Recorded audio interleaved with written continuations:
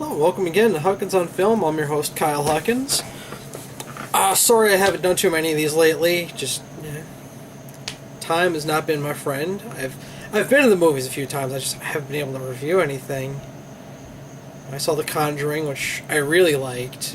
Red 2 was alright.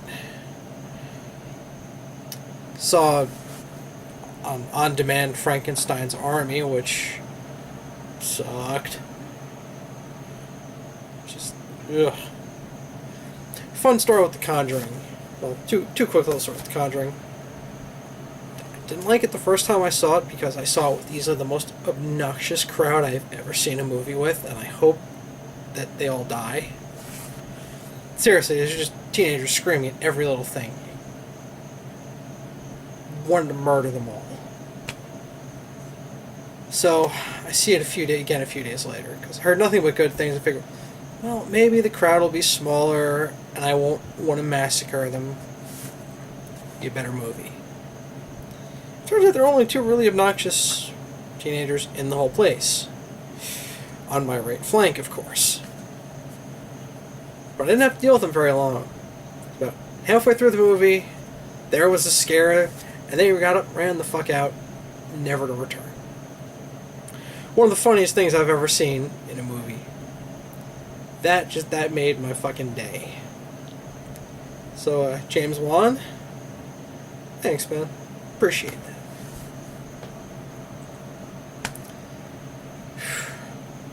Oh, also, I saw Pacific Rim.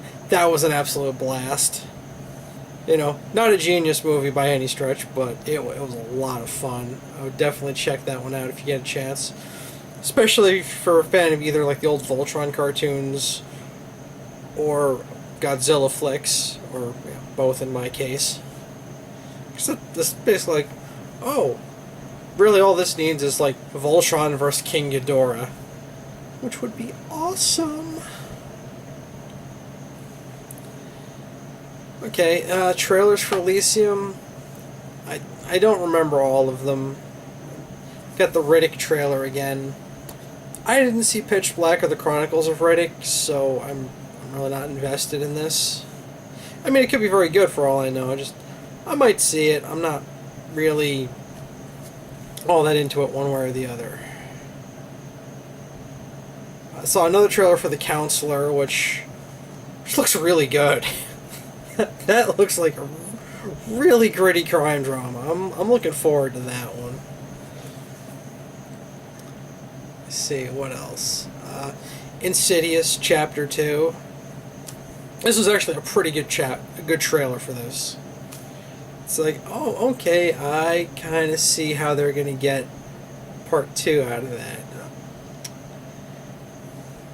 And, I didn't get to do a full-length Conjuring review, but I do like James Wan. I've really liked just about everything he's done.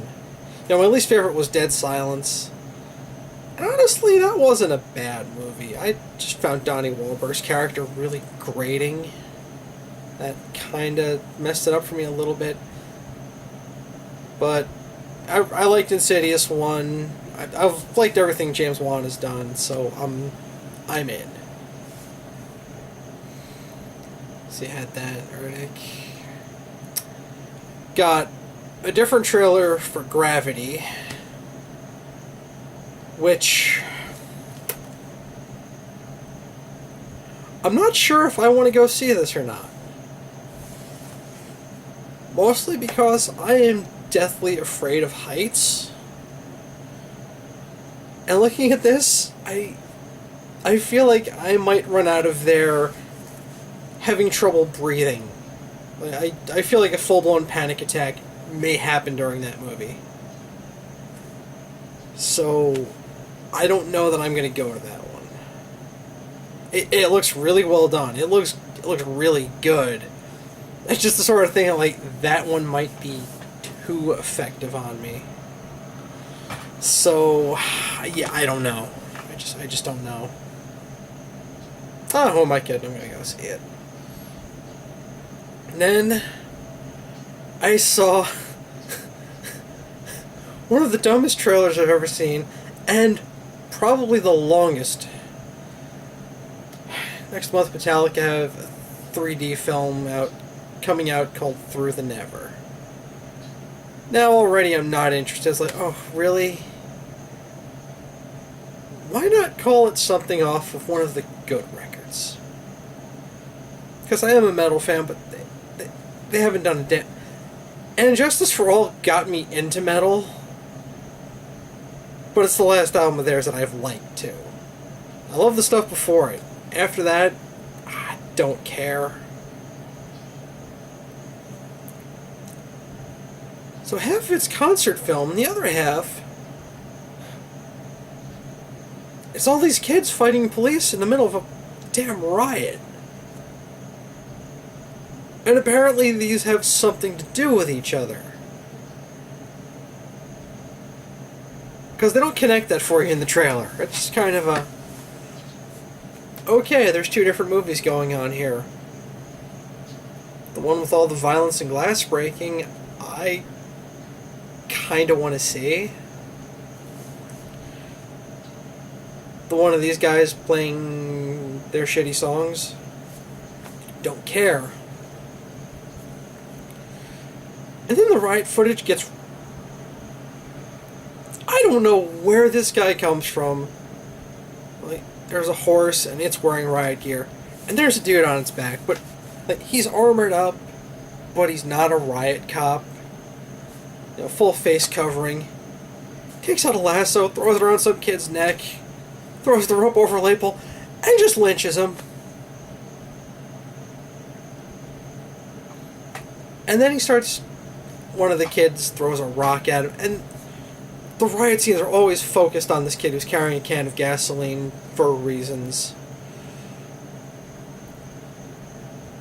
And it's one of those like, is this a concert film or a bad remake of Neil Marshall's Doomsday? Which isn't very good to begin with. So I almost want to see this just to see how these two connect. I get my friend to drive, because I'm not going in it sober. I couldn't in good conscience. Anyway, that's it for the trailer. Those are the trailers I remember. Now, Elysium itself. This is Neil Blomkamp's sophomore effort after 2009's critical hit District 9. And I too really like District 9. I thought it was a fun movie. I was able to ignore some of the plot holes, and I could deal with the political moralizing, because I really don't mind politics in films at all, but I really prefer it be done with a modicum of subtlety. And Blomkamp, 10-ton hammer, just not subtle at all. In fact, one of the main criticisms I heard was that the political allegory kind of ruined it for people because it was too heavy-handed. And I can't really come back at that with anything. Like, yeah, pretty much. You're right. So you do know what you're getting into with this. And holy shit, it's even worse in Elysium. This is one of the most anvilicious movies I've ever seen. Holy crap. It's, you know, financial inequality is bad. Immigration's good. I mean, honestly, my political sympathy is kind of in the same sphere with him. And even I was like, Neil, bring it down a little bit. There's way too much black and white going on here. There's shades of gray with everything.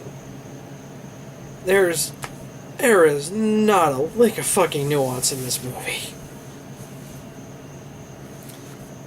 Anyway, Matt Damon's trying to get to Elysium because they have these things called med bays up there, which basically any kind of medical problem these can cure it. He just received a lethal dose of radiation at his job. He wants to go up there, so he consults his old boss, Spider, who's the local crime boss. Because Matt Damon's character, Max, is an ex-con. And Spider smuggles people into Elysium. That's where it's his big cash cow. And on the one hand, I really liked the character of Spider. I thought he was the most interesting guy in the movie, mostly because he had a character.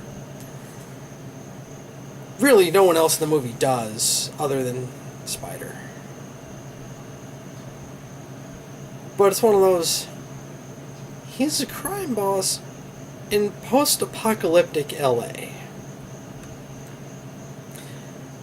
And he's one of the most noble characters I've seen on film in ages. I mean, Neil, I'm with you on the stances on immigration, but you're basing this dude off of what are known as coyotes. Guys who smuggle immigrants into the U.S. from Mexico. Do this illegally. They're not doing it out of the goodness of their heart. They're doing it because they want to get paid. Generally tend to be rather immoral people. You know, I'm not saying our mobs just can't have shades of gray, but this one, like, this is a crime boss. He's not a white knight. That's,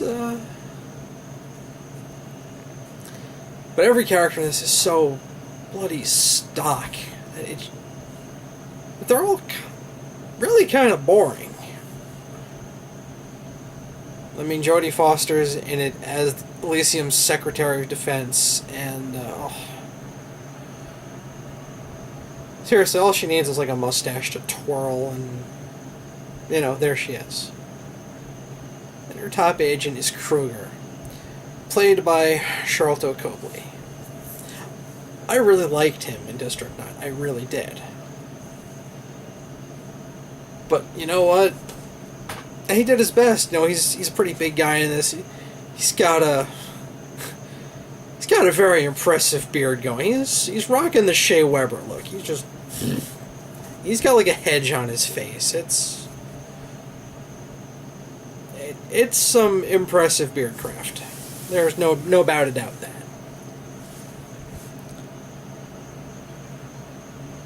Unfortunately, whenever he talks, I still hear Wickus in my head. And it just he feels miscast to me.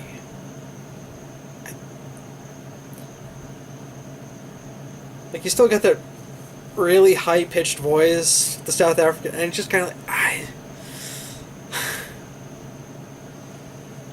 you know, he needed to, like Batman it up or something. He needed to sound gruffer. Or, he needed to do something different, and he didn't.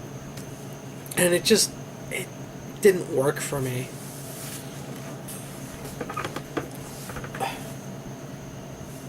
And one of the big sins in this is we have all this futuristic technology. None of it, how it works, none of it is explained. I mean, he was able to get by with that in District 9 because it was alien technology that none of the human protagonists could understand. It's like, well, how the fuck are we going to explain any of this? We don't know how it works. You know, he papered over that plot hole in that one. He didn't do that in this. He didn't paper over many plot holes. The script for this movie is a disaster. Like I said, it's really heavy-handed. There are almost no characters. I mean,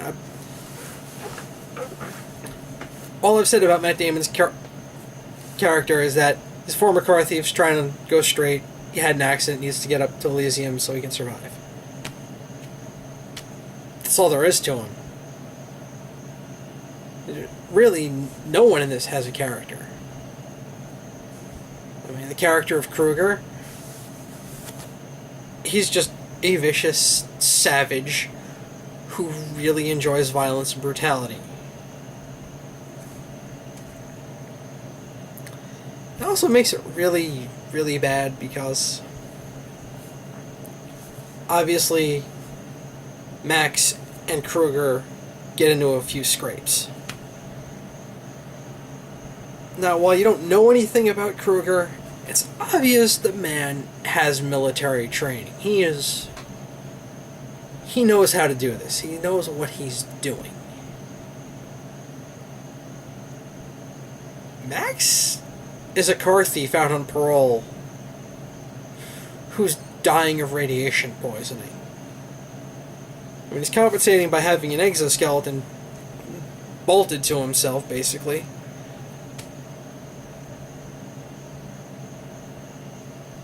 But really, he should not stand a chance. And also, I don't think this movie understands how, dying works. Sorry if I'm spoiling too much. It's amazing how there can be spoilers for a movie that didn't really have a story. One part, Max gets stabbed. He finds one character, Frey. His childhood love. He gets back in touch with her right beforehand because plot. And she's also a nurse, so she manages to patch up. The next day, he's right as rain. Now he has some kind of drug. I forget the name. It's supposed to keep you functioning until you die 5 days later. But it's like, no, he had a knife going him to the hilt. And he's just walking around, like once he gets stitched up, he's fine. Like, no, he's... I mean, I've never suffered a deep stab wound myself. A streak I hope to keep going. But you just kind of feel like that would have a lasting effect, wouldn't it? At least until you can get to one of these med bays.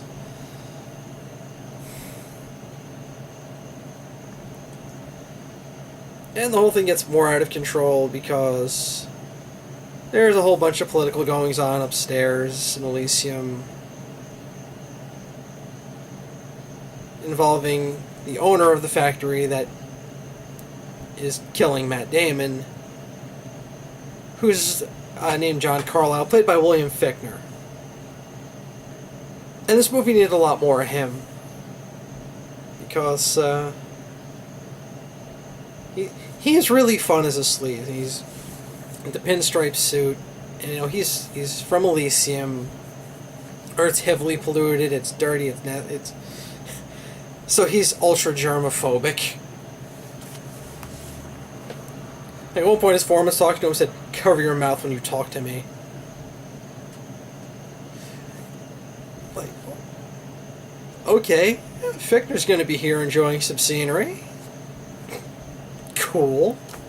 Like I said, I love him in Drive Angry. He is a blast in that movie. Well, this character is just straight up evil. He needed to be in this more. Again, he didn't have he was a total stock character. But he can Fichtner it up for you at least.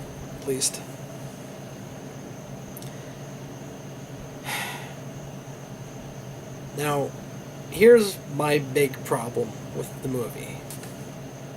It's an R. And it's a deserved R. It's been earned. There's some pretty gruesome scenes in this. It would be an even harder R, except you can't see half of what's going on because this movie has the shakiest camera work I've ever seen. Congratulations, Neil. Somehow you one-upped Zack Snyder in the bad camera work department. Because this makes Man of Steel seem well shot. Basically, if you want to see this movie, here's what you do. Go to an open field, go to a large open area somewhere. Turn on your phone camera. Hit record. Throw the camera as far as you can and watch that. Because that's what most of this movie looks like. I was getting car sick trying to watch this. I mean, honestly, I probably could have gotten past a lot of this. Except I started nitpicking it because I was getting mad because the camera work is so god-awful in this. It's just the shakiest movie I've ever seen. There's just so many scenes where I'm like, what's going on? And there's, like Man of Steel, there are even scenes where you just see someone walking and there's nothing going on. And the cameraman looks like he's just been hit with a taser during an earthquake while having a grand mal seizure. It's the worst camera work I've ever seen in my life. And I just saw Frankenstein's Army the other day. Woof! Hell, I saw Man of Steel. This movie's just... It is physically taxing to try to watch this. But you need Dramamine. Seriously, I don't know who... I mean, I get the justification for shaky cam during kinetic action scenes. I think it's horseshit, but at least I see the argument. During a fairly static scene of just someone walking, there's no need for that. Believe me, I would not call myself an expert cameraman by any stretch. I just put this thing on a tripod and pointed at myself. I'm pretty sure I could give a steadier fucking performance than these guys did. And I'm not exaggerating. I honestly do believe this. It's that bad.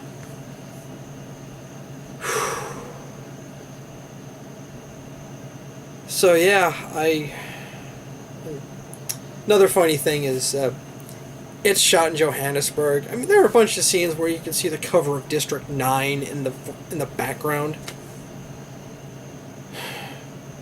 But they keep telling you that it's LA 2154. Neil, you're fooling no one. Just say it's Johannesburg. Hey, Johannesburg has a great look for post-apocalyptic stuff. You know, I thought it looked great for District 9. It was awesome for Dread. I hope Mad Max Fury Road was shot in Johannesburg. I really do, but... Neil, don't piss on my leg and tell me it's raining. That's just the crappiest location doubling I've seen in a non-MST movie. I've probably seen worse. It doesn't come to mind, though.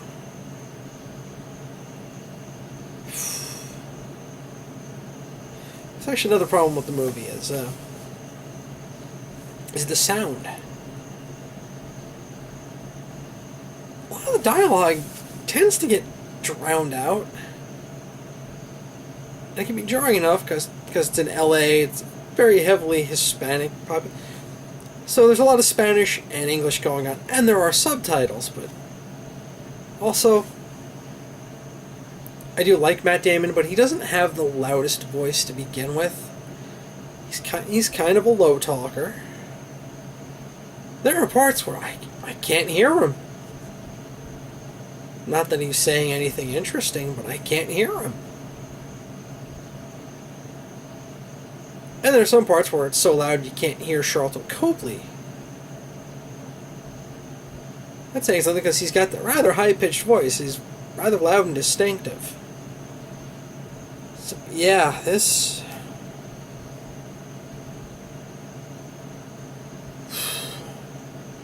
I really can't think of anything this movie did well. I mean, really, the only reason I'm not calling it the worst movie of the year is because I didn't feel like it was giving me the finger like Texas Chainsaw 3D and Man of Steel did. But yeah, Elysium, this is really bad. I avoid it like the plague. Seriously, just go watch Dread or something. And it's that bad. And I'm just shocked at how bad this one is. I really am. Anyway, it's Kyle Huckins for Huckins on Film, fucking off.